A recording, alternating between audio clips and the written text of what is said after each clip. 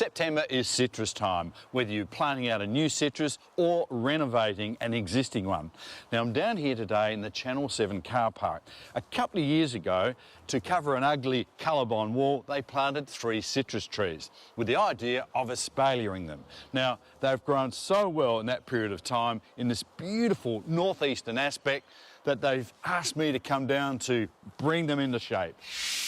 Now the first thing I noticed, they really have got a strong wire framework, stainless steel with turnbuckles that can be adjusted from time to time. But really they need another wire to go in between. The spacing should be around about 300 to 350 millimetres. The other thing I noticed was this mandarin. Now from afar it looks very healthy, but a closer inspection reveals that it's got black sooty mould, scale and mealybug.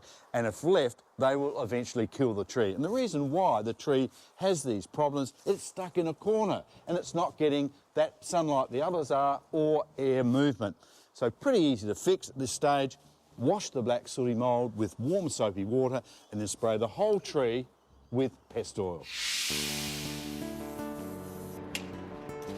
And to keep the plant in shape and push more vigour down to the bottom part of the plant and to encourage more shoots, we're going to have to cut those tops off.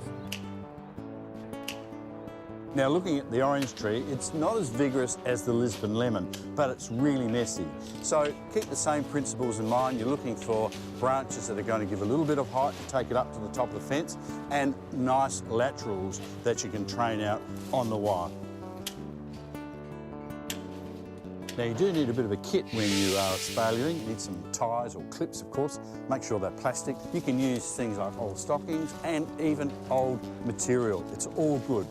Don't use wire ties at all, as they just cut into the wood and gradually ring bark that branch or trunk.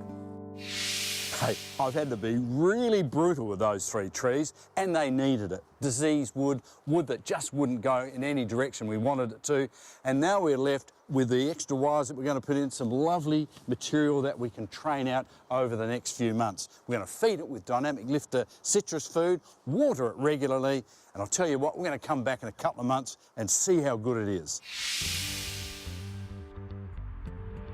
Now, if you haven't got that ideal spot to espalier your citrus, or you haven't got acres like this to grow a citrus orchard in, then you must pop in the car and come down to McLaren Flat and see Chris Perry from Perry's Fruit and Nut Nursery.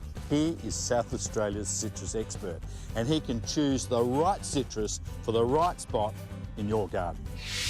Hey Chris, this is a magnificent specimen of a citrus in a container. Yes, Michael, it's our favourite lemon. It's Eureka lemon.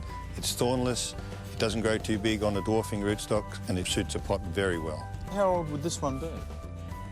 Mike, believe it or not, that's 2 years from a standard nursery tree on a dwarfing rootstock. Now, you've got some exotic fruit trees, that's what you're known for. What have you got in there? Well, there's a few things in there. The most interesting one maybe is the limequat. Limequat is a hybrid between lime and kumquat. It's a fantastic fruit. Very productive. The other one is West Indian lime, another of the lime family that does really well as a pot plant. And the third one is the Canoto, which is an Italian type citrus that's used to flavour juicy sweet drinks. Chris, what are the key essentials you must do to successfully grow citrus in a container? You've got to fertilise, water and prune. Well, they all have to be done pretty well. If you only had room for one citrus tree in a container, in your backyard or front yard, which one would you choose? Mike, I think I'd choose the Japanese seedless mandarin. It's a terrific fruit, productive, bears every year, even as a pot plant, peels easily, it's got terrific flavour, has no seeds, suits pots beautifully, nice and juicy fruit to eat. You know, since early Roman times, people have been growing citrus in containers. You need a bit of sunshine, some space, and if you've got that, why wouldn't you have one? They're available now, you can plant them out now. Remember, September is citrus time.